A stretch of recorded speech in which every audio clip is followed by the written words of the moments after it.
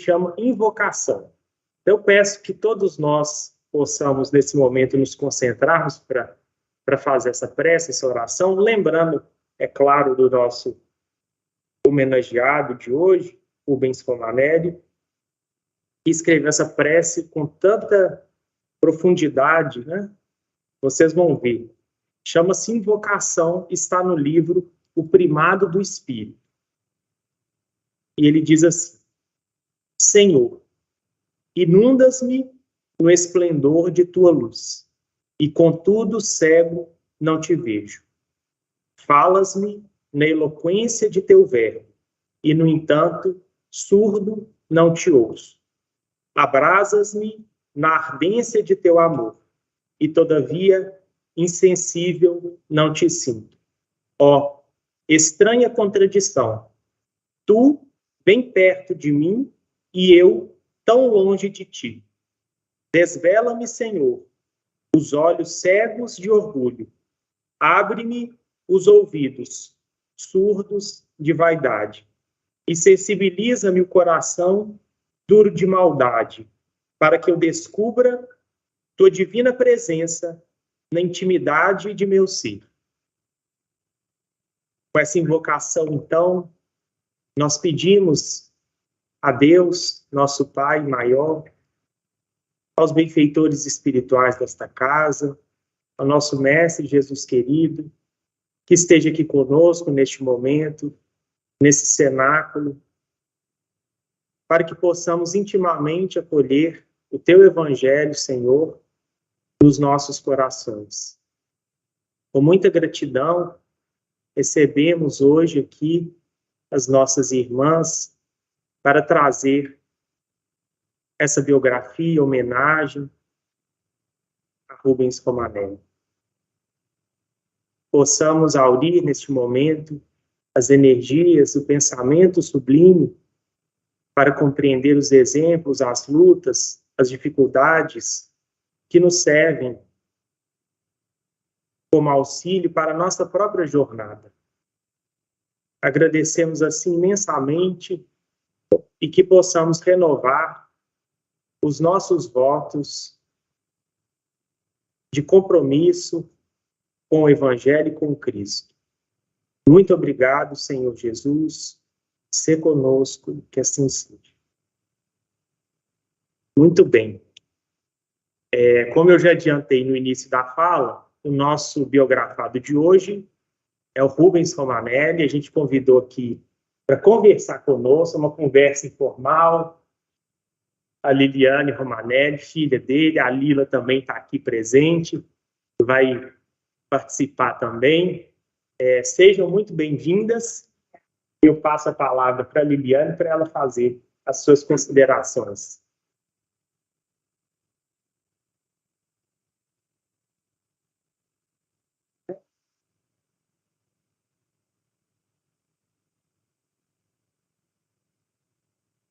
Bom dia a todos. É uma honra muito grande estar aqui no Teatro Maior. Agradeço a presença de vocês, presença física, a presença da turma que está na internet, e agradecer aos espíritos todos que estão nos amparando aqui nesse momento. Nós tenhamos as melhores inspirações. Queria agradecer muito ao Álvaro, né, que foi uma pessoa de uma gentileza muito grande, agradecer ao pessoal que resolveu me chamar, né, eu estou representando minhas irmãs, mas a Lila também está aqui comigo. E eu queria dizer o seguinte: eu nunca fiz palestra na minha vida, e eu tenho aqui anotações que eu vou recorrer a elas, então vocês têm um pouquinho de compreensão comigo, pela minha experiência, mas eu vou procurar oferecer o melhor que eu puder aqui em termos de informações, e seria uma coisa assim mais descontraída mesmo, né, entre a gente, uma coisa mais solta, e contando algum caso, eventualmente, e vou contar a história do meu pai, né, tudo que eu souber. Eu consultei alguns livros também de pessoas que escreveram a respeito da vida dele. Tem um livro muito interessante, que eu até recomendo muito, que é o livro do Marcelo Oxini, que é a história daquele médium N. Wendling. Tem também um livro muito bom, que fala muito também do meu pai, tem umas falas muito interessantes sobre a história da vida dele, os trabalhos, né, que foram feitos na época que ele começou a praticar, a trabalhar com a espiritualidade. E, então, as histórias vão prosseguindo aqui, à medida que eu vou falando, né, a gente vai lembrando, então. Então, é o seguinte, o meu pai nasceu em Divinópolis. Ele foi filho do primeiro casamento do vovô Osório. Desse casamento com o vovô Osório nasceu Laura, Iraci, Jandira, Osvaldo, Djalma e Rubens, né, que é o meu pai. E ele ficou órfão muito criança. Então, o meu avô teve que, ele mudava com uma certa constância de cidade. Alterou alguma coisa, Álvaro, aqui na imagem?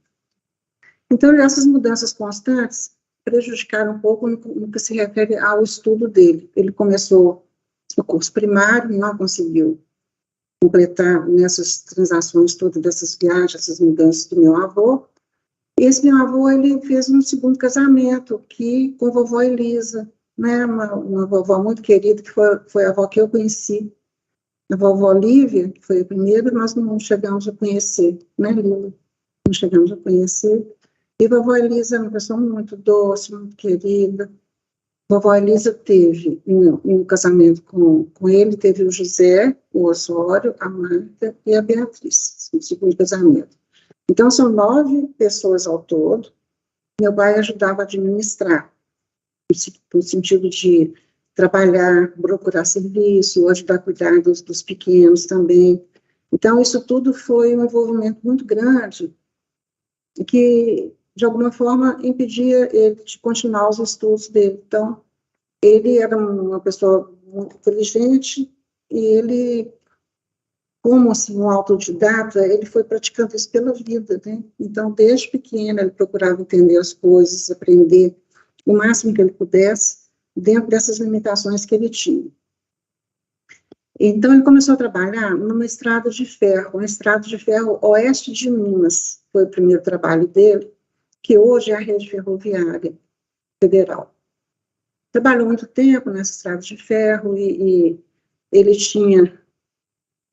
era muito polivalente, tinha interesse em mecânica. Então, o interesse dele era muito amplo. Tudo para ele era motivo para pesquisa, de toda a natureza. Desde criança, à medida que ele conseguia pesquisar, né, ele ia a fundo. E aos 17 anos, ele já era um funcionário mesmo da ferrovia. Ele aprendeu datilografia e colocaram ele no emprego lá na rede ferroviária, aproveitando como auxiliar de escrita. Nessa época, com os 17 anos, que ele começou a recuperar os estudos, né? Mas foi muito interessante, porque antes disso, ele tinha bolado um invento, né, para essa rede ferroviária, que era um sinaleiro que parece que evitava colisão de trens, é isso, Mila? Era muito interessante. Ele criou um sistema assim, que foi muito inovador, rapazinho ainda, adolescente, né? E o pessoal ficou assim, encantado com aquela possibilidade dele e começaram a estimulá-lo ao estudo, né? Imaginando que ele daria um grande engenheiro, já com aquela coisa toda, aquela visão toda diferente nesse aspecto, né? Então, foi muito estimulado, né? Já nesse período resolveu fazer madureza. E ele fez madureza de tudo. Ele concluiu o curso primário de madureza, depois ele fez o ginasial de madureza, tudo corrido, né? Para poder ganhar esse tempo que ele não conseguiu. Ele já estava com seus 21 anos, né? E nesse lugar que ele estudou, que ele fez a madureza, ele já começou a dar aula para o grupo que fazia madureza. Ele dava aula de português e matemática, nesse local onde ele estudou. É muito interessante isso, né? A propensão que ele já demonstrava, né, para ser um professor, né? Aos 26 anos, aqui eu estou constando aqui, que ele fez o curso secundário no Colégio Arnaldo. Então, ele fez esses cursos de madureza para poder alcançar, né, para esse tempo defasado, e no Colégio Arnaldo ele concluiu. Daí, ele prestou vestibular, no caso, a ideia da engenharia no começo, mas depois a tendência dele foi seguir para o curso de letras, na Faculdade de Filosofia, onde ele entrou, né? E lá já começou trabalhando como monitor de línguas gregas. Aí em seguida, foi desenvolvendo aquele esquema todo dele na universidade, ele foi se aprimorando cada vez mais, bacharel em letras clássicas em 1943, casou-se com a minha mãe, e com ela teve 3 filhas, né? Lívia, a mais velha, Milavati, a do meio, e Liliane e eu. Ele teve um segundo casamento, mas aí depois a gente fala um pouquinho, porque tem muita história, né, nessa parte do primeiro casamento. As minhas irmãs, as 2 irmãs mais velhas, nasceram na fazenda. Aquele parto, né, que muitas moças gostam de curtir hoje em dia, né, que é o parto mais natural. A minha mãe sofreu esses partos, sofreu porque quase que morreu no da Lívia, e na Lila também foi um parto mais difícil. Eu só tive o privilégio de nascer na maternidade, Sabará. A Lívia nasceu em Sabará, a Lila nasceu em Esmeraldas, e eu em Sabará. Então, foi uma vida, assim, a minha mãe teve uma vida muito significativa, né, do lado do meu pai. Vou contar um pouquinho da minha mãe. Minha mãe, ela veio com a família dela, fugida daquela Revolução Russa, porque o Stalin estava, assim, matando todo mundo, era só sangue, né? Então, todo mundo muito em pânico, querendo fugir daquilo, porque era uma morte indiscriminada, todo mundo estava morrendo, matando, mais do que a guerra de Hitler, né? Essa guerra do Stalin foi muito violenta. Fugiram, então, da Lituânia, a minha mãe com as irmãs dela, e os pais para o Brasil, como a gente diria, uma mão na frente e outra atrás, sem nada, né? Vieram e, com muita dificuldade, né, foram se ajeitando. Eu tinha um tio que trabalhava na Belga Mineira, em Sabará, daí um pouco essa ligação também. Mas, então, teve um senhor muito rico, que tinha uma fazenda lá em Sabará, Fazenda do Capão, que ele resolveu convidar o meu pai para ser o preceptor das filhas, que ele queria criar os filhos ali naquele lugar, que era um lugar maravilhoso, muito agradável, de vida, de qualidade, tudo. E ele desenvolvia um trabalho também de mineração, de tirar pedras preciosas, aquelas coisas todas. Ele tinha muitos operários. Chamou meu pai para ser o preceptor dos filhos dele na fazenda, Sabará, fazenda do Capão. E assim foi, a gente começou a viver lá. Eu não peguei esse tempo, acho que quando eu nasci, eles já estavam saindo, né, de Sabará. Minhas irmãs viveram esse tempo lá. Então, meu pai dava aula para os filhos dele e planejou com ele.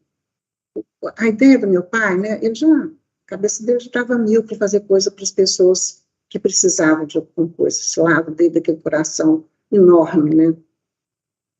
Então, eles bolaram uma cidade seria ali o crescimento de uma cidade para crianças e moças, para, assim, profissionalizantes, vamos dizer assim.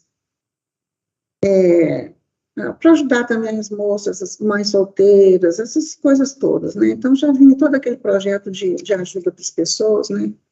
Então, só que ali foi um problema que foi o seguinte, ele começou a cuidar dos operários também, ele dava injeção, ele tratava de todo mundo, começou a pegar as dores das dificuldades que os operários todos viviam, que era uma vida muito pobre, e isso criou um certo desconforto para o dono da fazenda. Então, eles acabaram que eles se desfizeram essa sociedade, né, meu pai já continuaram amigos e tudo, mas foi desfeita essa sociedade, e esse foi o tempo que eu consegui detectar que ele começou a ter contato com o Chico Xavier. Não foi, Lila? Esse tempo. Foi por aí que começou. O Chico, ele ia na fazenda, eles faziam sessões, né? O senhor dono da fazenda também era espírita, e eles faziam reuniões mediúnicas ali, E o Chico, aquela coisa, assim, que a gente não tem nem o que falar, né? Todo mundo, que é o pessoal do meu espírito, conhece. Foi mais ou menos história. Foi mais ou menos história. Esse primeiro contato. Foi em 1945. 45, né, por aí, 1945, nesse período. E o Chico foi muito curioso que contam para mim um caso que o dia que o meu pai conheceu o Chico, que ele estava chegando na fazenda, estava chegando para conhecer o Chico, na hora que o Chico olhou para ele, falou assim, Romanelli, como se fosse assim, velho conhecido, né? Então foi muito interessante isso, assim. Meu pai ficou admiradíssimo, né? Como nem sabia meu nome, ninguém tinha falado com ele que eu ia chegar, me recebeu como um amigo antigo, né? Criou-se um laço muito forte, muito grande, né? Que foi se desenvolvendo nesse período todo. E, então, com esse desfecho dele sair da fazenda, ele começou a dar aulas. Ele foi professor no Instituto de Educação. Foi uma marca muito importante esse período dele no Instituto de Educação.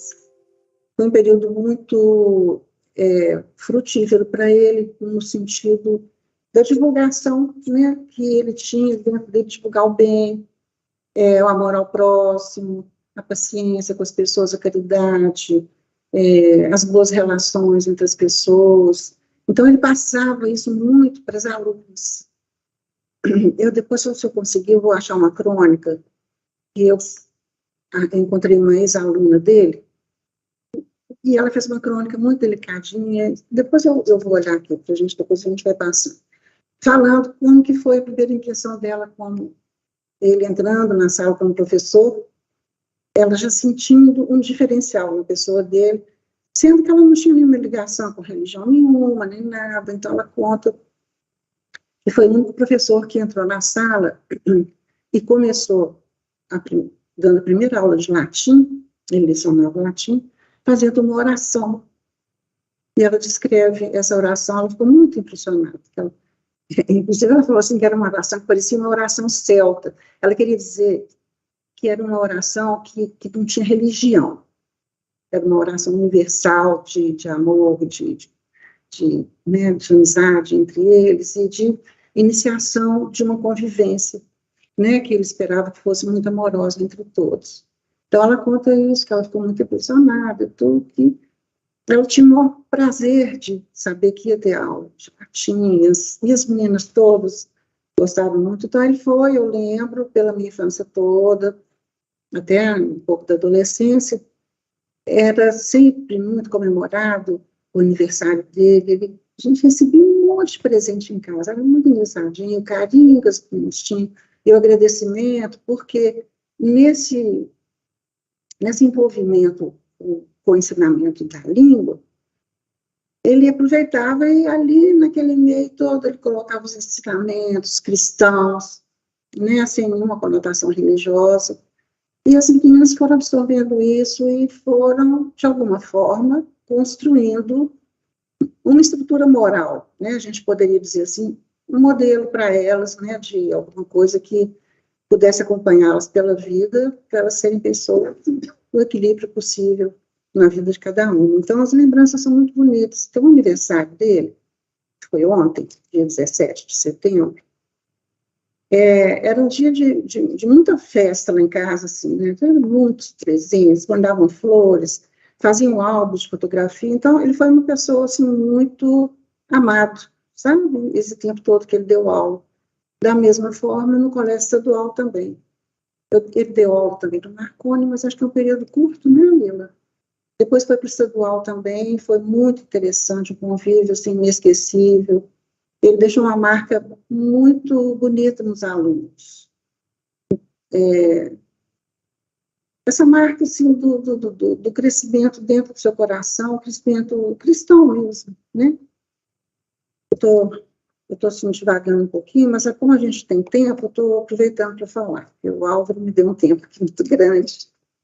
Então, vamos ver aqui. O que mais que eu tinha falado? Casou com minha mãe e tal, trabalhou muito no Instituto de Educação. E esse período nosso de vida, né, nossa adolescência e tudo, era muito interessante. Na nossa casa, fizeram a gente sentir todo jeito, com toda a necessidade mais variada possível que ia lá.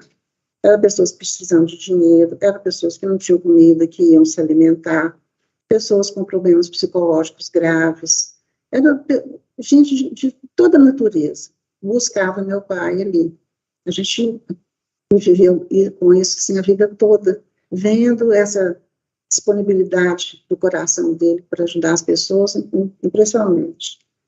E junto a isso, ele tinha também um trabalho, no meio disso também tinha um trabalho com Chico, né? Eles distribuíam alimentos, ele ia para lá para distribuir as coisas com Chico, nos caminhões e tudo, tinha essa movimentação toda também, e foi muito interessante esse trabalho com Chico. Eu guardo comigo lá em casa, com muito carinho, mensagens que o Chico psicografou, muito bacana. E, entre elas tem uma mensagem muito bonita do Emmanuel para eles, onde ele, uma parte, ele conversa com meu pai e fala e manda enviando boas vibrações e tudo, agradecendo pelo trabalho, pela entrega, né, do espiritual que ele estava tendo, dedicação ao espiritismo e tudo. Mas então, deixa eu voltar aqui que eu estava falando aqui. Eu estava falando sobre ele dar aula e tudo. Sobre as pessoas, né, que iam lá em casa. Então, a nossa vida foi muito assim. Meu pai foi uma pessoa muito preocupada, né, com o bem-estar das pessoas, mais próximas que tivesse ou as mais distantes, o que fosse. E ele foi convidado para ser diretor pedagógico do Colégio Precursor, que é um colégio que pertence à União Espírita Mineira.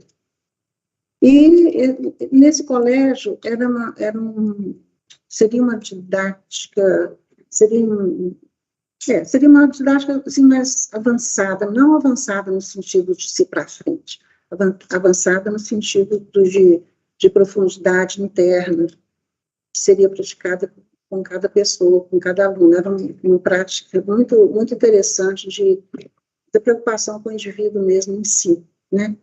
E ele formou uma equipe muito bacana, de gente, pessoas brilhantes, que foram amigos para o resto da vida dele. Mas não durou muito tempo, porque teve desavenças, e a gente via que meu pai ele era uma pessoa assim, muito visado, porque, não sei se é porque ele já estava desenvolvendo um trabalho excepcional, então as pessoas tinham, né, aquelas tipo de competições, né, que acabam prejudicando as outras pessoas que poderiam estar usufruindo de uma nova didática, né, de uma forma diferente de ver um aluno, né, tudo. Então, ele se afastou do colégio, a equipe toda se demitiu junto com ele, e o colégio tomou um outro rumo diferente. Então, aí eu entro nesse período, né, nós mudamos de casa, que a gente morava num anexo ao Colégio Precursor, entregamos a casa, que, aliás, morava com a gente também, meu pai absorveu a família da irmã da minha mãe, com 4 filhos, cujo marido faleceu, né, na Belgo Mineira, em Sabará. Eles não tinham onde ir, não tinham nada, eles não tinham emprego, não tinham nada. Então, foi um período assim, sempre vi meu pai sempre lutando, aquela luta para ajudar, e a gente passando bastante dificuldade, mas sempre vencendo, sempre com aquela disponibilidade, sempre rodeado de amigos, assim, maravilhosos, graças a Deus. Então, nessa época que ele saiu, né, de lá do Precursor, que a gente foi morar em Lourdes, na Rua Santa Catarina, era perto dali. Foi essa época que ele começou também a fazer as visitas no Leprosário Santa Isabel. Ali era assim, religioso. Todo domingo ele tinha um amigo espírita, seu santo, até eu lembro muito dele. Eles iam lá para o leprosário, e durante muitos anos. Ele fez esse trabalho com o leprosário, e depois o Centro Oriente também continuou com esse trabalho. Então, concomitantemente, usando a palavra de hoje é domingo, né? Pode usar umas palavras difíceis. Então, nessa forma, ele começou a expandir bem esse trabalho de ajuda com as pessoas. E lidando também com os seus cursos da Faculdade de Filosofia e Letras, e ficou naquela peleja muito grande pela vida toda.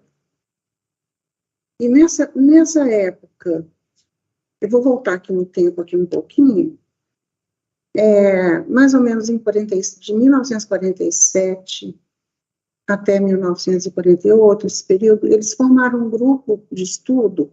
Isso quando meu pai começou mesmo a trabalhar no espiritismo, a interessar pelo espiritismo, ele se uniu ao Henrique Rodrigues, que foi um amigo maravilhoso, até no fim da vida dele. Newton Boechat também, que é uma pessoa muito bem conceituada no meio espírita, e Celso de Castro. Os três se uniram e começaram a estudar a obra de Pietro Baldi, né, um filósofo italiano, que tem uma história muito interessante, muito bonita. Começaram a estudar a grande síntese. Aí ele começou a despertar uma série de coisas, trabalhou muito tempo no centro chamado Amor e Caridade, ali perto onde antigamente a gente chamava de Perrela, ali perto, né? Fundou com Chico também, ajudou a fundar o Abrigo Jesus, de onde ele era o orientador, ali também, com o senhor Leonardo Bongraça, da família Bongraça, que foi o fundador mais, assim, atuante no Abrigo Jesus, foi o Leonardo Bongraça. E era também sobre os auspícios da União Espírita Mineira. Então, teve sempre uma união, né, correndo paralela, junto, né, nesse trabalho todo, né. E, então, na universidade, quando ele entrou para a universidade, ele começou a trazer também algumas inovações. E eu considero, assim, que esse trabalho dele ele usou muito o coração dele, né, para transmitir um serviço, assim, de primeira categoria para a humanidade, né, pela sua cultura, pela sua inteligência. Então, foi uma pessoa dadivosa, né, ele ofereceu tudo que ele podia, tudo que ele tinha, para, assim, ajudar as pessoas a crescerem, né, e mesmo individualmente, todas aquelas pessoas que iam em casa consultar, pedir conselhos, né. Hoje, por exemplo, eu recebi um bilhetinho de um rapaz um rapaz na época, né, que ele tinha muitas dúvidas da vida, estava cheio de problemas e dúvidas, conflitos, né, na cabeça, e ele procurou meu pai, e o meu pai orientou ele muito na vida, ajudou ele a se formar, depois ele formou em medicina, e encontrei com ele depois de mais de 30 anos, né, e ele veio me contar esse caso, e ontem eu mandei um negócio sobre o aniversário do meu pai, e ele veio agradecendo, disse que foi meu pai que orientou ele na vida toda, foi através da orientação que meu pai deu a ele, que ele conseguiu se formar a pessoa que ele era um rapaz que não sabia de nada, chegou do interior para se formar, passou no vestibular de medicina e tudo. Então, ele conta o trajeto todo que ele teve. Então, a gente vai sempre recebendo das pessoas, né, esse agradecimento por tudo que ele conseguiu colocar no coração das pessoas, né, no sentido de ser um cristão. Só um minutinho. Já falamos sobre o encontro dele com o Chico Xavier, com o Pedro Baldi, e agora você está em uma área mais caminho. Pois é, mas mas... se passam umas gratuitas. Vamos voltar. O que você acha disso? Poderia. Porque tem, né, vamos falar das coisas relacionadas ao certo. Eu sei que a gente está com fotos aí. Tá certo. Tá, então, só um minutinho antes das fotos, só, nós vamos depois entrar na parte que ele começa a trabalhar com a parte da espiritualidade de materialização na casa do senhor Jair Soares. Foi a raiz do Centro-Oriente, mais ou menos, assim, nesse pedaço, né? Então, nós vamos ver nas fotos, nós vamos ver o seu Jair com a dona Ló, que também foi uma figura, assim, né, de muita importância, que ela foi curada de um câncer através de uma reunião mediúnica, né, pela nossa Sheila querida, né? Então, você quer colocar as fotos?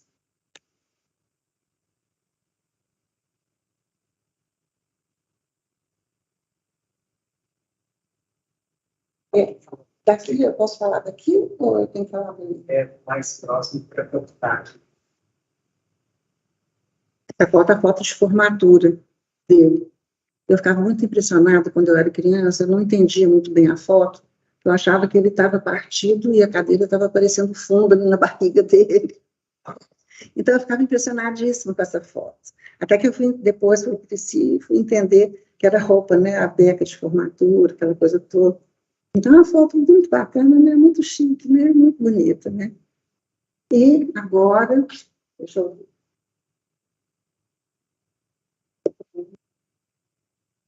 Essa aqui, ó, da Dona Lopes, tem escrito, essa.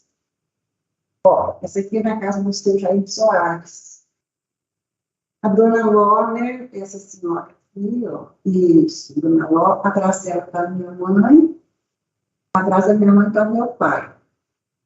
As outras, aquele moço ali é o Edgar, minha filha do seu Jair, Ed, a gente chama de Ed.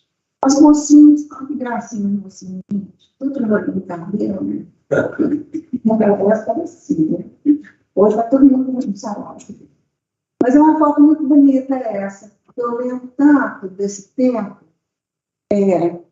Nós íamos para a casa do seu Jair, nós três, e eles faziam as reuniões mediúnicas num local um pouquinho separado, e as filhas dele ficavam com a gente, contando história. A gente era pequena, a gente sabia que estava acontecendo uma reunião mediúnica ali e tal.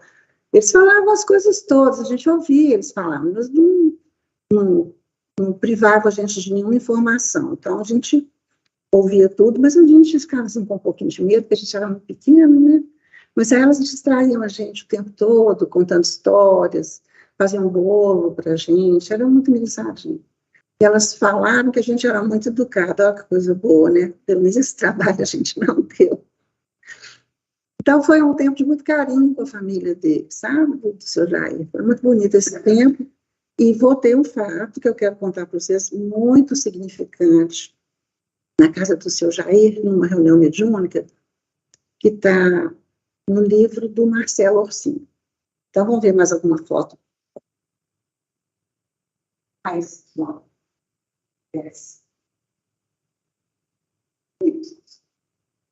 Olha, gente, isso aqui foi na casa do Deraldo Bom Grátis.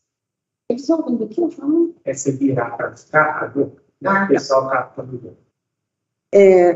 Essa primeira pessoa que é o Henrique Rodrigues. Henrique Rodrigues, ele era uma pessoa assim, ele tinha um temperamento assim, exuberante. E ele brincava muito com a gente, desde pequeno e tudo. E era uma pessoa assim que ele não admitia, né, as coisas que às vezes aconteciam com meu pai, ele via injustiças acontecendo, e aconteceram muitas. E ele ficava naquela empolgação, naquela coisa.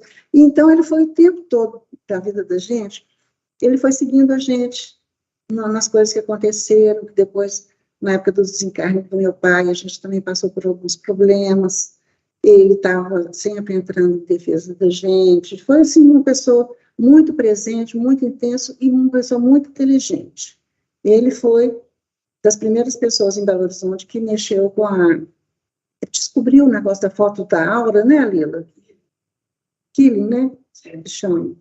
Ele foi pioneiro aqui em Belo Horizonte e foi convidado para ir para a Rússia também, por causa desse invento dele, que depois foi desenvolvido, outras pessoas, porque geralmente as coisas acontecem, elas acontecem simultâneas no planeta, né? Igual aquela questão do Santos Dumont com o avião, né? Outras pessoas nos Estados Unidos também estavam planejando, então as coisas acontecem muito, então a gente não pode, por exemplo, dizer que foi a única pessoa que mexeu com isso, porque, né, a espiritualidade, ela espalha, né, o conhecimento, né, transfere o que eles têm lá em cima para o nosso plano aqui, né. E aquele outro moço ali, eu não lembro quem é ele. Esse é o Boechat? Na legenda. Isso, então tá. É porque é tanta foto que eu já vi que eu fico até confusa. O Boechat também é uma pessoa, uma expressão, assim, enorme, né. Então, essa é uma lembrança muito boa.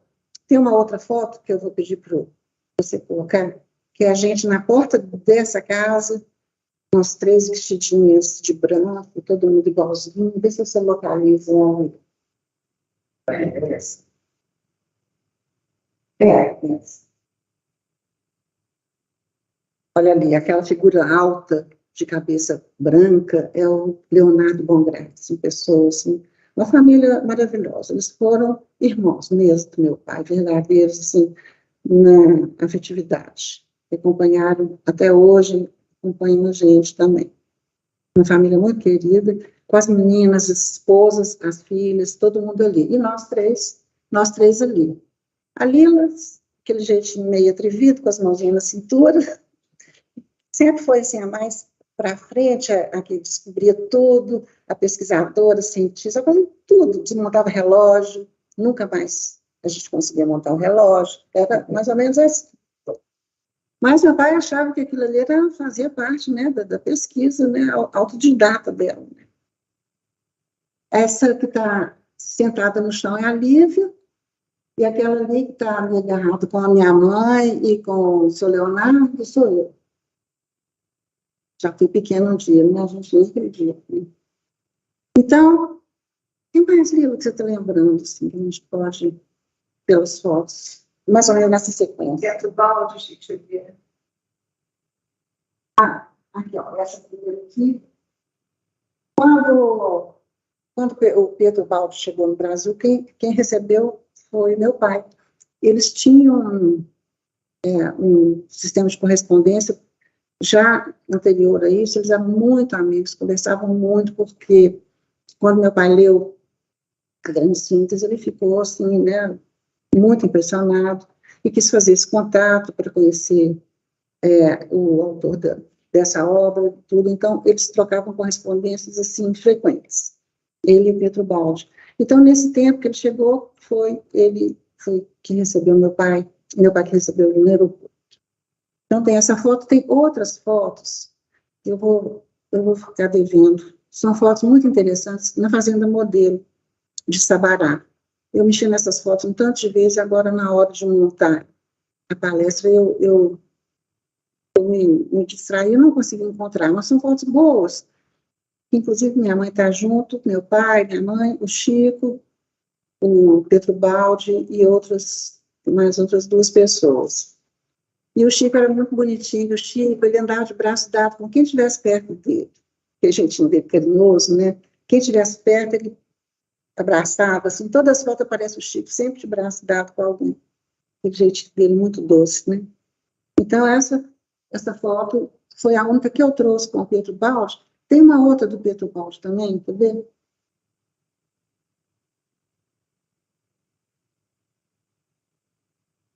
Essa. Depois você conhece. Deixa eu falar, parte. Ali, gente, é o Chico, né, em psicografia, do lado de Pedro Baldi, né? Essa ida do Baldi, essa vinda do Baldi para o Brasil foi muito importante, né? E o Chico, ele psicografou mensagens de São Francisco de Assis, na presença do Pedro Baldi. As mensagens eram para o Pedro Baldi também. Então, uma coisa assim, né? Uma preciosidade enorme, né? Vamos passar para outra foto? Aí a turma, né? O Baldi. O Clóvis ali, gente, de óculos redondo. O Clóvis foi uma pessoa que acompanhou demais o Baldi. E o Clóvis era uma pessoa incrível, um espírito assim, né? Foi uma expoência no espiritismo. E o Henrique, né? Aquele amigo da gente, né? O Baldi e os outros 2 moços ali, eu não sei quem é. Se alguém souber, eu não estou me reportando. E a carinha do Pedro Baldi ali no meio dos 2, não. Então, o Pedro Baldi, depois ele mudou-se para o Brasil, veio morar aqui. E deixou, né, um rastro muito, muito bacana de ter um grupo formado para estudar Pedro Baldi, né?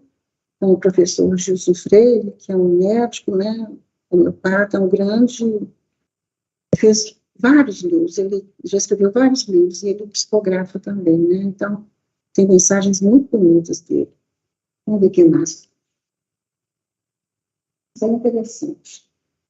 Lá na Fazenda Modelo, tem uma partezinha ali de baixo que são as faces do Chico Xavier ali na fazenda, do tempo que meu pai trabalhava com ele na reunião mediúnica e tudo. E nessa mesa, está sentado, essas duas figuras ali acima, essa primeira pessoa de blusa azul é minha mãe, e aquele outro é o meu pai, né? Então, um pintor, nesse tempo, nessa época, fez essa pintura das pessoas que estavam ali mais presentes durante os trabalhos espíritas. Então, tá lá. Quem for lá no Fazenda Modelo vai ver essa pinturinha bem ali na parte de baixo, quando você entra no museu, numa parte do museu. Então, deixa eu ver, Lila, se está lembrando de mais alguma coisa que... Nossa, essa figura, esse desenho que é próprio, e o Chico Xavier lá. Nessa sessão, nós recebemos na mesma vez. Tem isso, né? A Lila está aqui lembrando, viu, gente? Essa figura que está na cabeceira, Pedro Baldi. No outro extremo é o Chico Xavier. Então, ela está falando aqui que os dois receberam a mesma mensagem, simultaneamente a mesma mensagem. Bacana isso, né? Deixa eu ver o que mais que a gente tem aqui para contar. Antes de entrar nas coisas da universidade, né, vamos falar das coisas mais. Então, vamos ver aqui das fotos. Acho que posso foto de novo. Ó. Essa aqui é a primeiro nenenzinho, né, que é o Lívia, a irmã. Isso na fazenda, gente, de Sabará. Não. É vovó, mãe da minha mãe, que veio, né, da Lituânia. E olha só que penteado chique da minha mãe, sofisticado, né? Ela parecia, assim, uma princesa mesmo, ela era bacana mesmo. Minha mãe era uma pessoa muito sensível, muito delicada, muito inteligente. Conseguiu acompanhar meu pai por um bom tempo.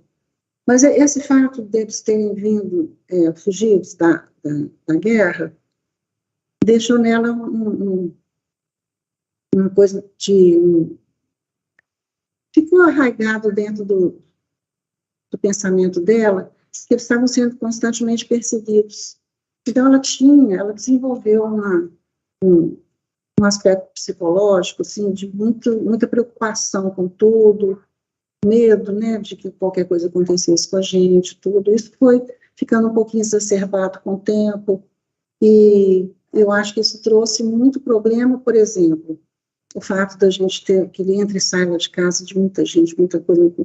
Não sei se aquilo talvez tenha abalado ela um pouco, então ela começou a se retrair demais com relação ao meu pai, que foi, eu acho, a causa da separação deles, né? Mas meu pai, ele ficou muito tempo com a gente, esperou a gente ficar mais maduro, né? Eu lembro que provavelmente eu tinha uns 14 anos na época da separação deles, né? Foi assim, traumático para a gente, né? E a minha mãe, com esse medo dela, ela afastou a gente muito do meu pai. Então, a gente ficou muito privado de muita coisa que meu pai fez, de muita palestra que a gente não conseguia acompanhar. Esse pessoal do meio espírita, acho que até estranhou um pouquinho esse afastamento da gente, mas não é a gente querendo se afastar. A gente preocupado que minha mãe, não seria medo, talvez, que ela tivesse de perder a gente de ser lesada de alguma forma, né? Aí se separou, ficou um tempo separado, e depois conheceu a Thaisa, que era uma pessoa muito brilhante. Vou mostrar a Thaisa para vocês. Isso. A Thaisa foi uma professora da Faculdade de Educação, e ela foi a primeira pessoa no Brasil que trabalhou na história da educação no Brasil, não foi, Lila? E ela escreveu um livro, inclusive ela começou a fazer ele na França, né, quando eles foram para a França. Lá estava só com filho. E esse livro é um livro da maior riqueza. foi até muito questionado na época, né, pelos militares, era aquela coisa, o pessoal ficava muito ali de olho, né, tudo que tinha lá, porque era um livro onde muita verdade era contada, né, de muita opressão, de muita coisa, que o povo passou, tudo, e isso aí criava, assim, aquele receio, né,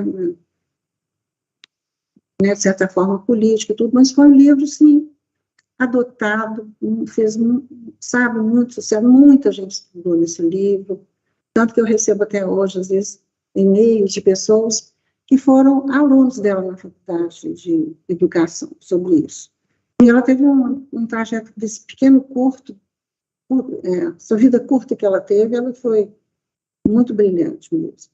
E desse casamento com a Thaisa, nasceu Juliano, que agora já tem, Juliana já tem quase 50 anos, que ela tem 2 filhos, coisa mais encantadora, 2 sobrinhos nossos, não é corujice não, eles são mesmo, encantadores.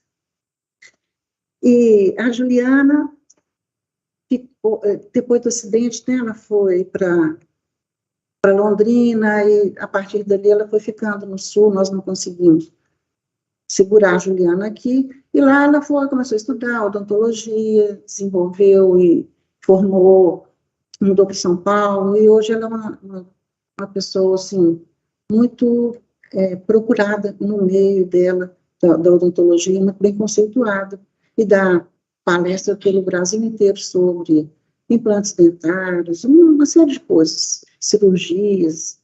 Ela entrou nesse campo, assim, e se deu muito bem, sabe?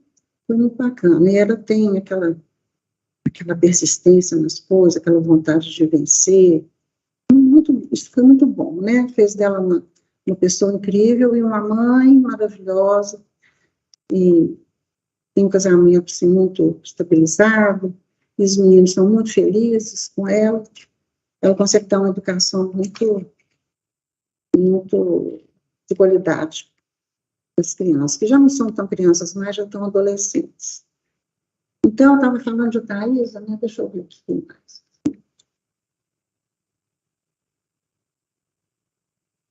Vou mostrar as fotos do Instituto de Educação. São essas fotos aqui dessas isso. Olha, as alunas do meu pai, elas faziam muito álbuns de fotografia. Então, os álbuns vinham assim, era um capricho, era uma coisa toda bonita, né? As meninas faziam fotos individuais, os retratinhos elas punham dedicatória atrás para o professor. Então, lá em casa tem álbuns de fotografia dos alunos do Instituto, vários álbuns. Então, eu trouxe esse aqui para vocês verem que bonitinho. Tem esse com roupas de gala, né? Que era muito, formatura antigamente era muito festejado, assim, nesse sentido, né? E tem o outro no pátio também, quer ver? No pátio ali, isso. No pátio com os professores, inclusive, a professora Maria de Lourdes, que é ali, naquela lá da ponta. Essa senhora é a professora Maria José, se não me engano. E tinha muito disso, né? Tirava muito foto de turma, né? Que elas têm muita foto desse tipo. E elas gostavam muito, né, de presentear ele com os álbuns. Então, lá em casa tem muitos álbuns. E essas recordações bonitas que as meninas escreviam para ele, do que ele deixou para elas, né? Muita significação. Deixa eu ver o que mais aqui, gente.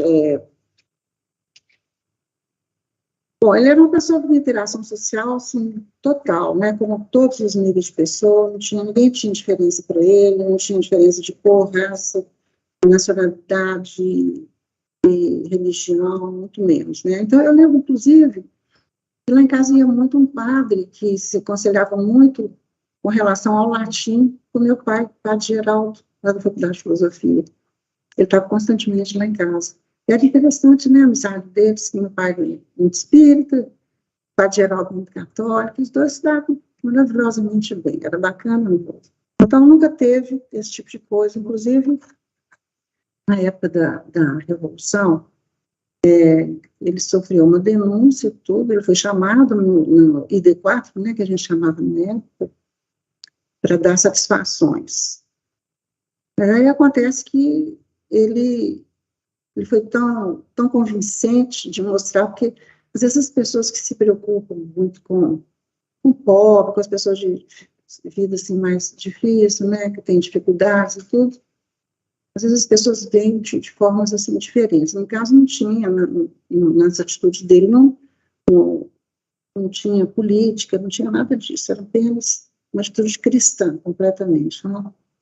Então, ele conseguiu convencer as pessoas, eles até, os militares que entrevistaram ele pediram desculpas, tudo, viram que era uma coisa improcedente, acusaram de algumas coisas lá que não tinha sentido, e aí limpou-se, mas ficou aquele negócio estranho, né, na gente, mas passou, deu tudo certo.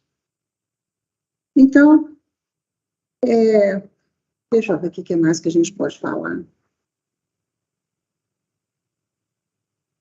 Os assuntos que ele interessava, eu vou até ler aqui alguma coisa para vocês. A biblioteca dele era uma biblioteca muito interessante. Os dicionários que ele tinha eram dicionários assim, por exemplo, sânscrito para o grego, francês para o russo, não era um dicionário português para o não era, né? Era tudo assim diferente, né? Tudo na pesquisa de tudo que ele conhecia, né? Ele lidava com mais de 30 línguas, né? Mas, assim, para ter fluência mesmo, era mais ou menos ele conhecia, assim, com mais fluência, umas 12. Então, ele tinha um campo muito grande de pesquisa que possibilitava ele entender muita coisa, muito livro, muita coisa bacana. As áreas que ele gostava, astronomia, ciências exatas, ciências de maneira geral, religião, universais, de toda a natureza, e história, geografia, muita coisa. Matemática, física quântica, muito assunto mesmo. E essa biblioteca bacana dele, algumas coisas ficaram com a gente, mas a maior parte foi doada para a Universidade Federal. E lá eles abriram uma biblioteca, o volume era tão grande, eles abriram uma biblioteca com o nome dele, Biblioteca Rubens Romanelli. E os livros todos que foram deles estão dispostos ali. E a gente, assim, fica avaliando, né? No tempo, ele teve 2 idas para a França. Na primeira ida que ele foi, ele fez alguns cursos e deu cursos também na Sorbonne. Na segunda, foi também mais significativa também, foi quando a Thaisa foi preparar a tese dela sobre história da educação no Brasil, segunda esposa. E Juliana, a minha irmãzinha, foi com eles, nessa época, ela era pequena ainda, não tinha nascido a Elisa ainda. E a Sorbonne propôs a ele que ele ficasse para poder finalizar o dicionário dele, porque no Brasil ele não conseguia ajuda financeira, né? Para isso ele precisava de estagiários e tudo. Naquela época não tinha o computador, né? Assim, não se usava trabalhar no computador. Então, fica imaginando que isso funciona. Tá bom. Pois é. Então, ele tinha esse projeto desse dicionário. O dicionário era a história das ideias, a história das palavras através das ideias, ou o inverso. E envolvia 30 livros. Então, era um trabalho, assim, que no Brasil, uma coisa estranha, né? Uma coisa assim, meio coisa. Mas na Europa, né, era uma coisa valorizada, né? Propuseram a ele que eles ajudariam ele nesse trabalho, mas ele não quis ficar lá, não. Ele preferiu voltar para o Brasil. Foi assim mesmo. Vou falar um pouquinho da parte dos espíritas nas reuniões do seu Jair Soares, no caso do seu Jair. Era muito interessante. Essas reuniões lá eram muito bacanas. E o Zé Grosso era... Oi? Desde que tem posição, puxa para você. Aí. Desculpa aí, gente. Na casa do seu Jair Soares, o grupo que frequentava lá era muito interessante, eram espíritas muito comprometidos, né? E quando começava a reunião, eu estava lendo, assim, li muita coisa a respeito também.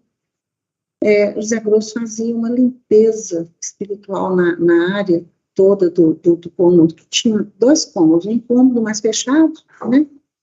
E a sala grande, onde eles faziam as reuniões. E a dona Ló, ela sofreu um problema de um câncer na garganta, foi, né, na garganta. A garganta foi de válvula, né? Ela teve um problema de câncer. E a espiritualidade propôs, né, fazer um tratamento, e esse tratamento deu super certo e ela foi curada. Foi um negócio assim, maravilhoso. Foi a primeira cura que aconteceu nesse evento da Rua Paraisópolis, da Casa Seu Jair, ficou muito marcante, né?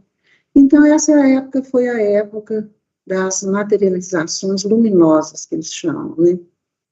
Eram as materializações, na época, através dos ectoplasmas e tudo, eles faziam materializações. Sheila materializou inteira lá. Acho que o Zé Grosso também chegou a materializar. Outras pessoas materializaram ali, através desses efeitos todos. E muitas vezes era o Enio, que era o médium que oferecia, né, o ectoplasma para ser feitas as materializações.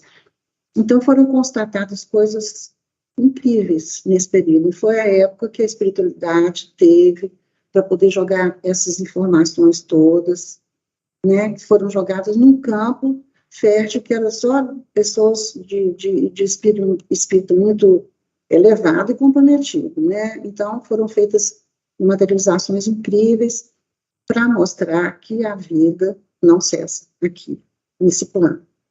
Tudo continua, né? Então, isso era uma forma da espiritualidade fazer a comprovação. Então, foi um período maravilhoso. Então, as pessoas costumam perguntar muito, por que não fazem mais, por que não sei o quê? Já foi mostrado, isso pode continuar a existir, mas a época que tinha que ser comprovado já foi feito. Não significa que não vai ter mais, mas, assim, não é mais habitual fazer. Já foi comprovado e está registrado isso tudo, né? Ninguém tem dúvida mais.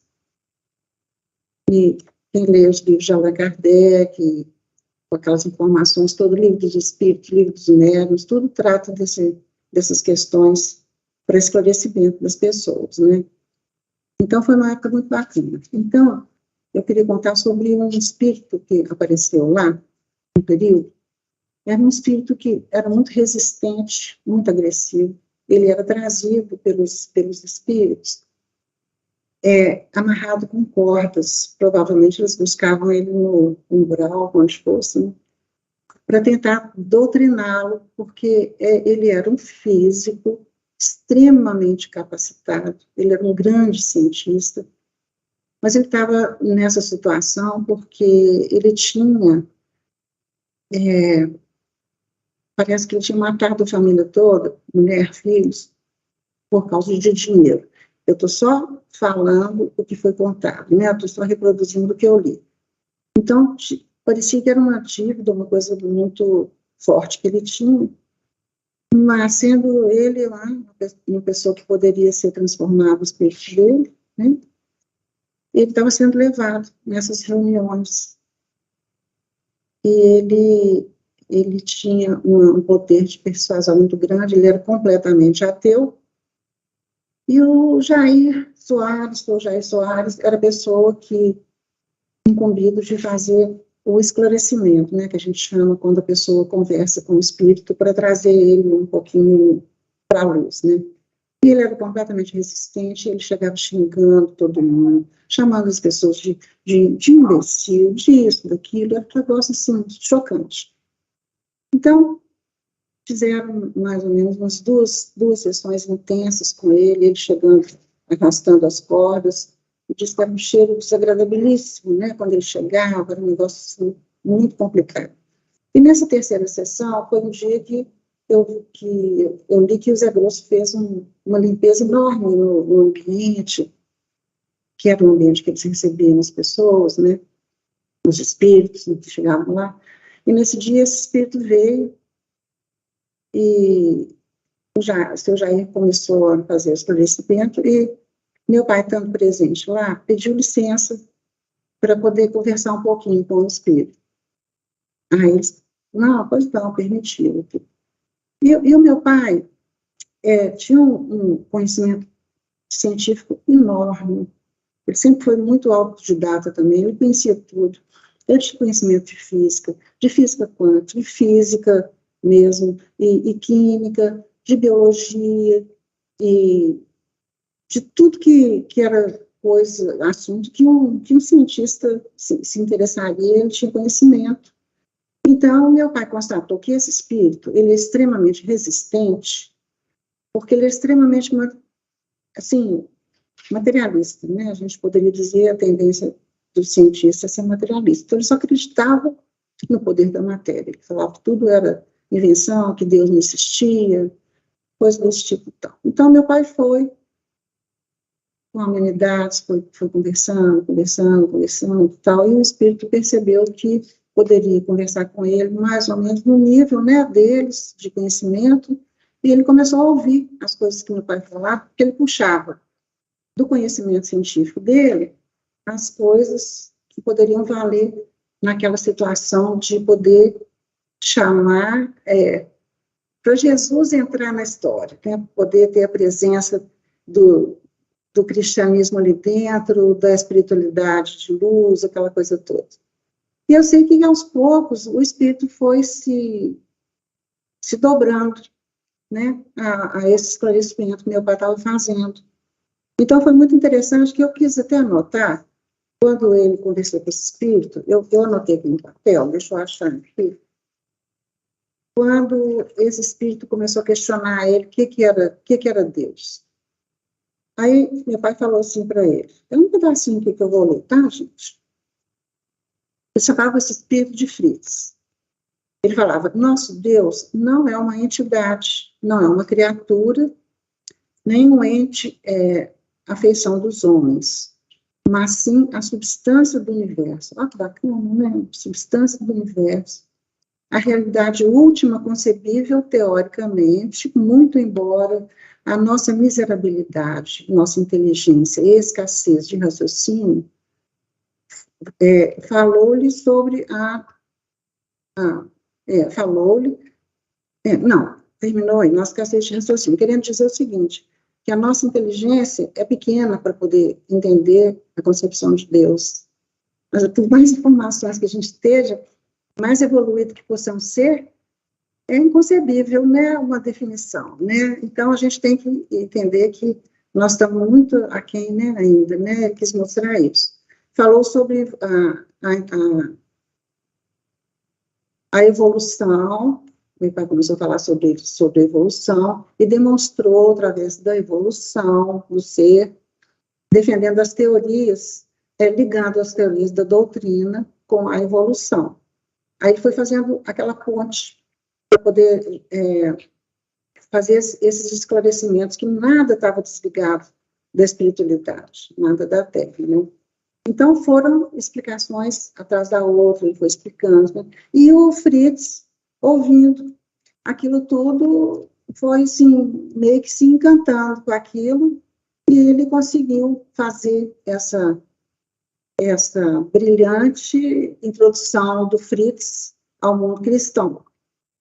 Né? Foi nessa sessão, foi um negócio muito emocionante, todas as pessoas ficaram muito emocionadas com a entrega do espírito, que esse espírito, eu vou contar para vocês, é o Fritz Schein, é um espírito de muita luz, ele é mentor de casas espíritas, de pessoas que recebem as psicografias dele, então ele é um espírito que, inclusive, é o patrono da nossa biblioteca lá no Cheio, é o Fritz Schein, é uma pessoa de imensa luz.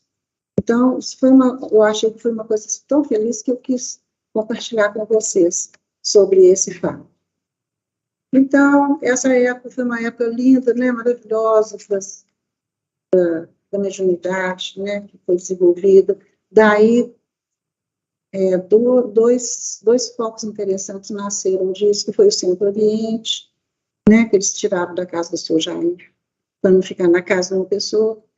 O Centro-Oriente ganhou uma sede, que eu ouvi falar, não tenho certeza, que é o professor Mesquita, que era um dos outros diretores do precursor, que cedeu a casa, alguma coisa assim. sempre foi assim, né? O espiritismo, ele foi ganhando as coisas, as pessoas doavam, cediam, tudo foi assim, né? Muitas vezes sem tirar o dinheiro do bolso, mas ofertando as coisas. Então, foi criado outro centro, outro lugar que foi uma criação também muito linda. Daí foi o Glapos. O Glapos, inclusive, quando eles fizeram... O Glapos teve uma pequena reforma, em certa época, que eles conseguiram ampliar, juntar dinheiro, fizeram campanha e tal. E no dia que fizeram a placa de inauguração do Glapos, foi muito bacana, porque o Enio viu, o Enio estava vivo ainda, estava no Glapos, né? O Enio trabalhou muito lá no Glapos. E ele viu, na inauguração, a presença da turma toda ali, tem um monte de gente, tinha Meimei, Cheio, Palminha, Zé Grosso, uma turma assim, aquela turma da pesada, né? Que a gente conhece, dos espíritos ali que ajudam a gente. Estavam todos ali na inauguração da Pedra do Glapos. Então, é um centro também muito, muito iluminado. Né? Então, deixa eu ver, gente, o que mais aqui que eu poderia... Está lembrando, Mila, de alguma coisa? Está vendo? Não? Então, vamos ver aqui se tem mais alguma foto que eu vou falar sobre. Eu vou só.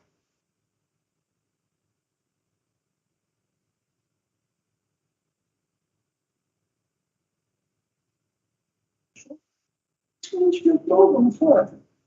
Acho que sim. Tem com as crianças. Essa foto aqui, ó. Essa foto é interessante, essa aqui de cima. Isso. Eu acho que não está compartilhado.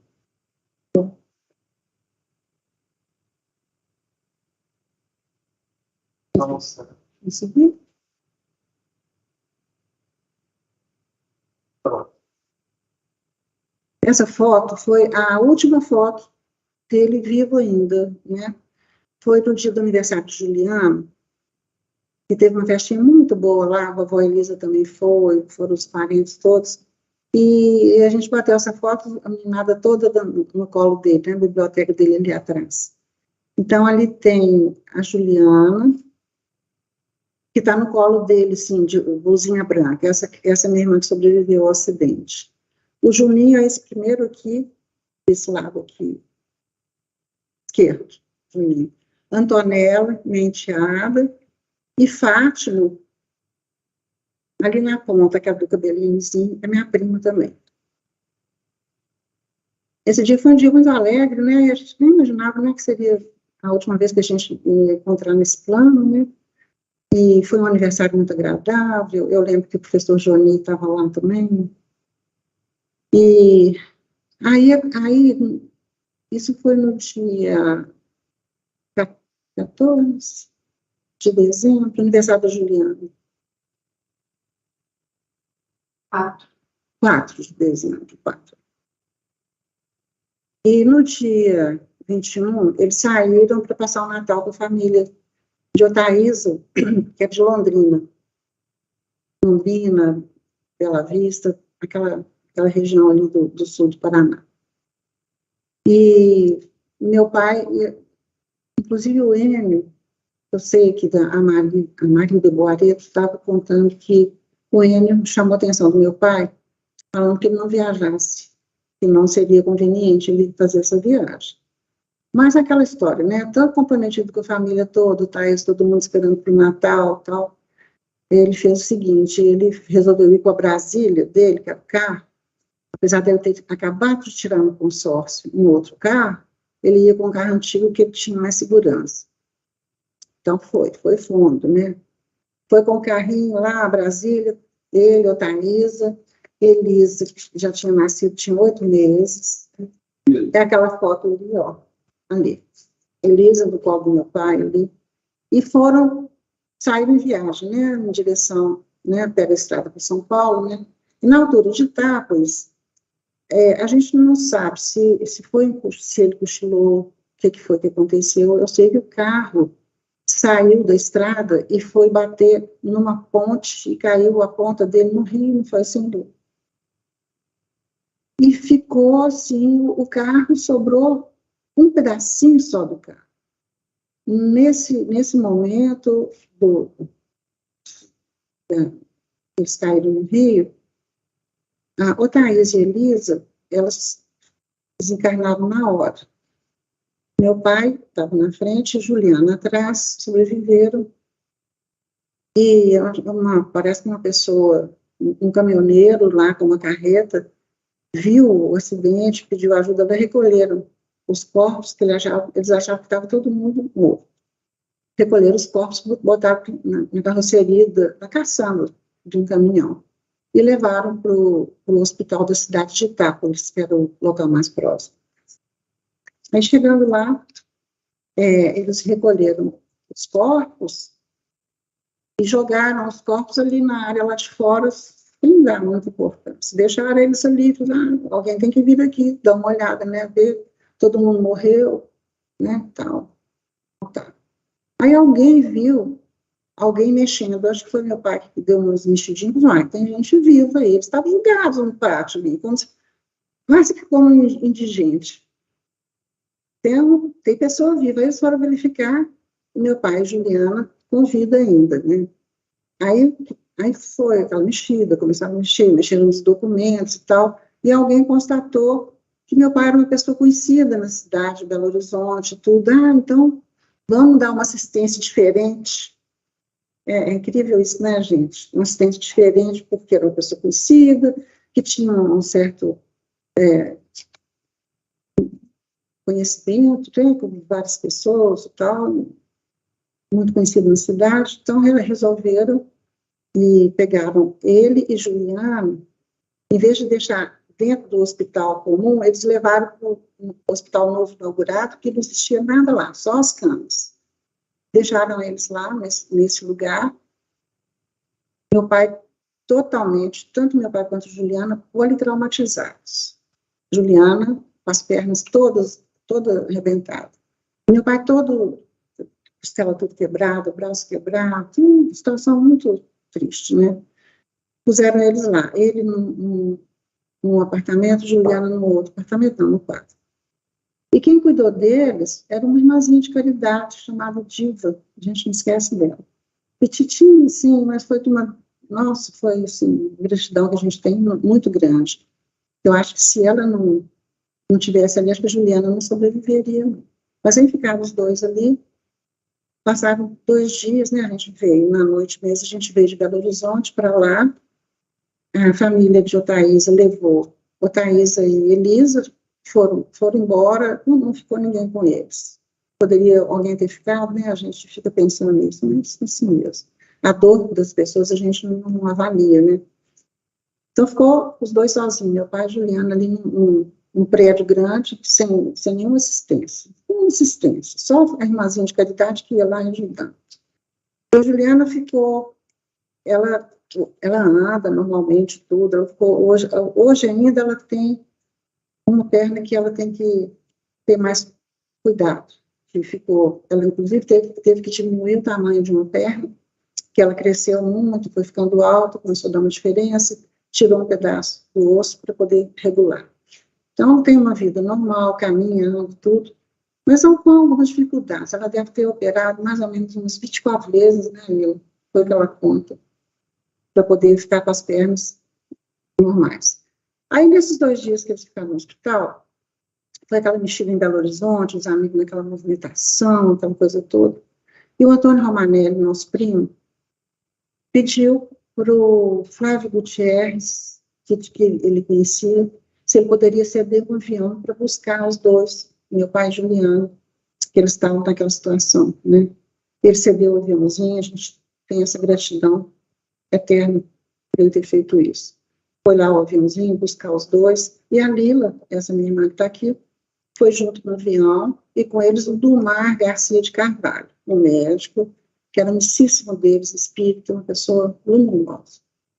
Foram os dois com meu pai e Juliana, e no meio do caminho, meu pai pediu para segurar a mão de Juliana, muito provavelmente, ele já estava sabendo que o Fidelis foi lá e contou para ele que Otaísa e Elisa tinham morrido.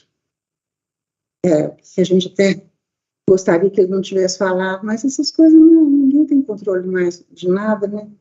Mas aí meu pai estava assim, completamente arrasado, né? Pegou a mão de Juliana e nós tivemos a informação de um amigo nosso da dificuldade que ele teve para desencarnar. Porque a Juliana tinha ele ali naquela hora, estava tudo assim, esfacelado, né? Então, eu imagino que o espírito ali naquela situação, o apego é muito grande, né? Então, diz que o Bezerra de Menezes foi lá ajudar a levar. Vamos embora, arrumar ele. Levou. Aí levou meu pai. No meio do céu, voando. Aí chegou em Belo Horizonte, já sem vida, né? E Juliana ficou 2 meses no Hospital das Clínicas, engessada, do pescoço até no pé, 2 meses. E depois, quando ela saiu, a família de Otaísa levou ela embora, levou escondido da gente. Então, um fato assim, não vale a pena ser comentado, porque na hora, né, eles achavam que essa medida era a medida deles.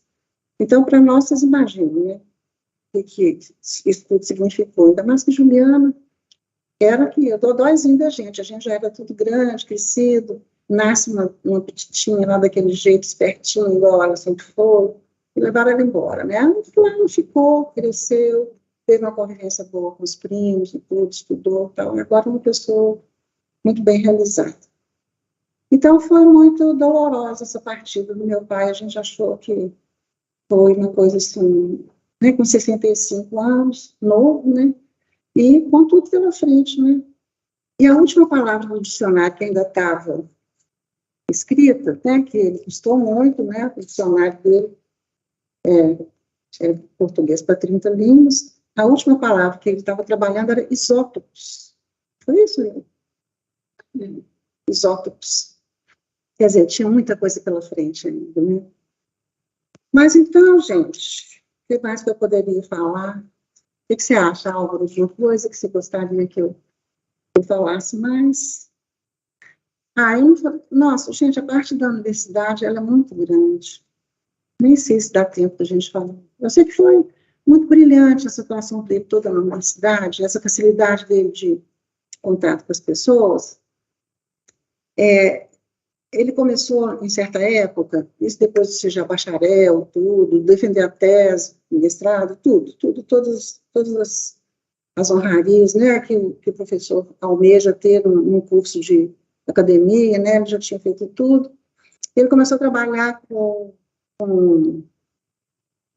uns projetos deixa eu ver se eu tenho aqui escrito, são semanas de estudos que ele fazia na faculdade. Com essa semana de estudos era muito interessante, porque começou a ter um intercâmbio muito grande. Vinha gente da Índia, vinha gente de tudo quanto era lugar diferente, fazer semana de estudo da Índia, semana de estudo disso, daquilo, de não sei o quê. E com isso foi criando um laço muito grande. Aí foi criado, na reitoria, o Conselho de Extensão, muito baseado nesse trabalho que meu pai fazia, que era uma verdadeira extensão, né? Então, ele ficou como diretor do Conselho de Extensão, que na época era um título que ele chamava de pró-reitor. E nesse conselho ele fez muita coisa interessante, e foi criado, nessa época, o Festival de Inverno. O Festival de Inverno já tinha sido criado.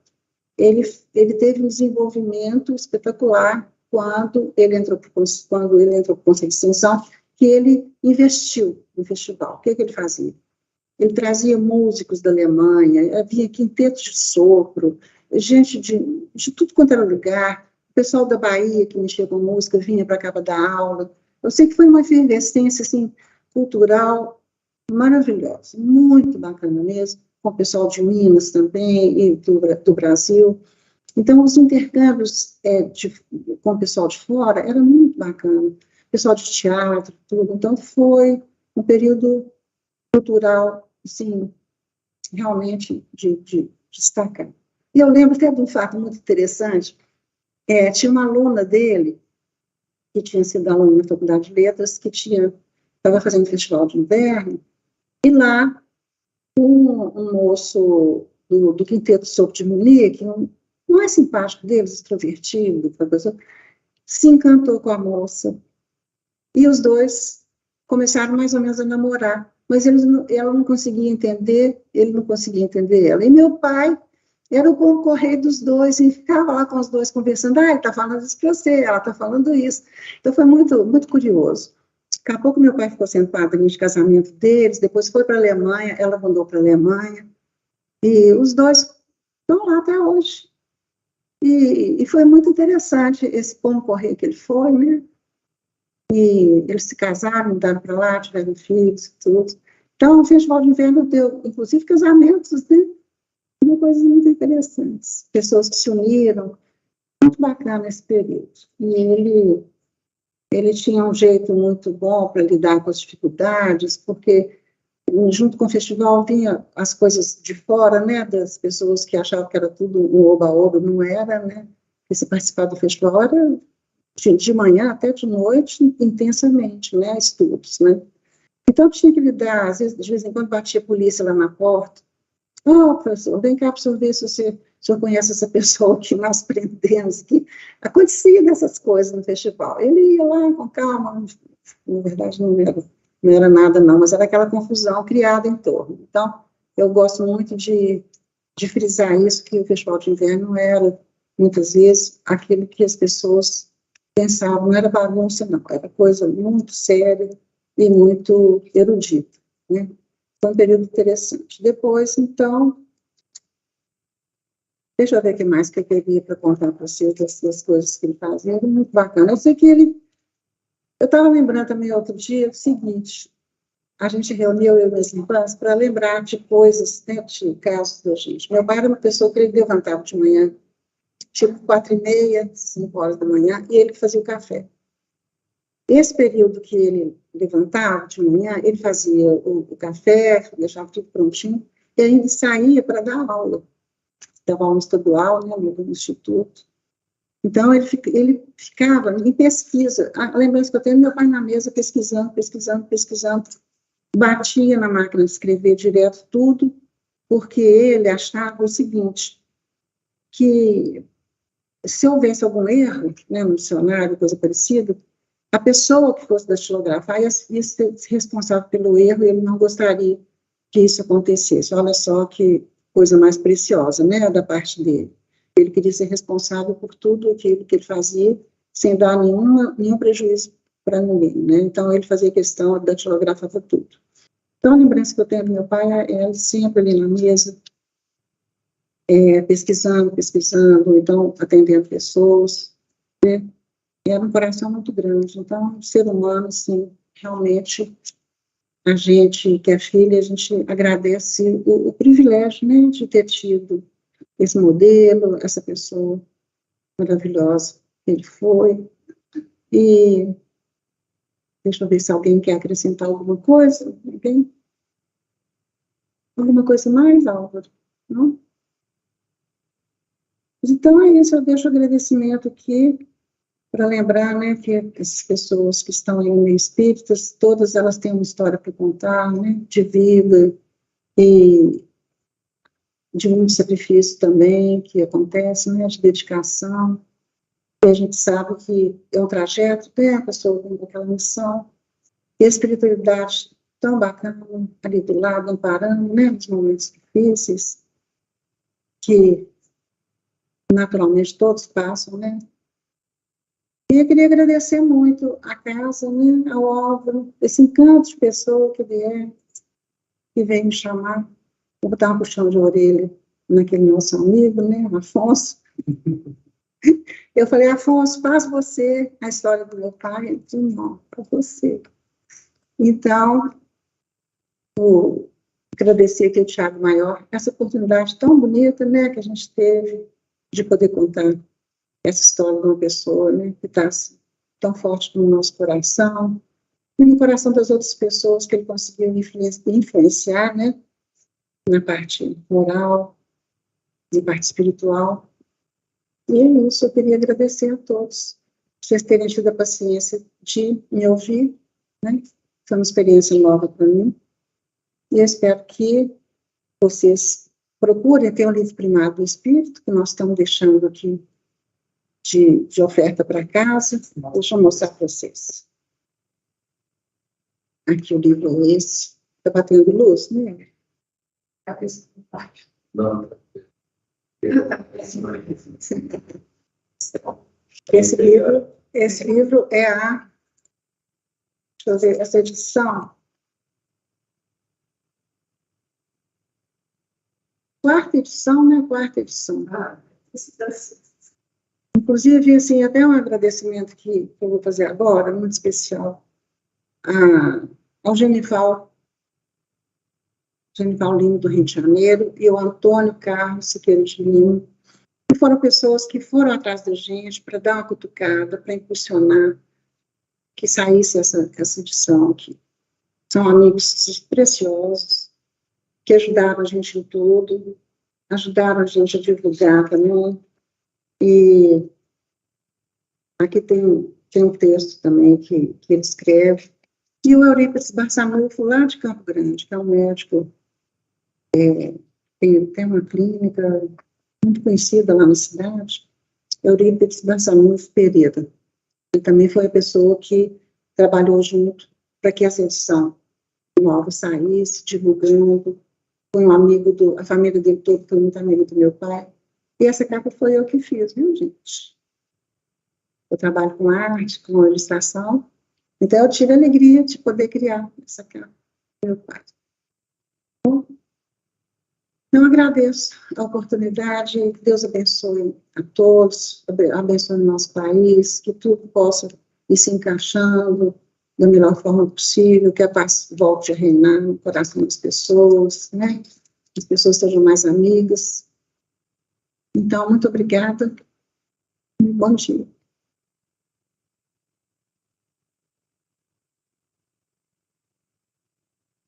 Sim, tá.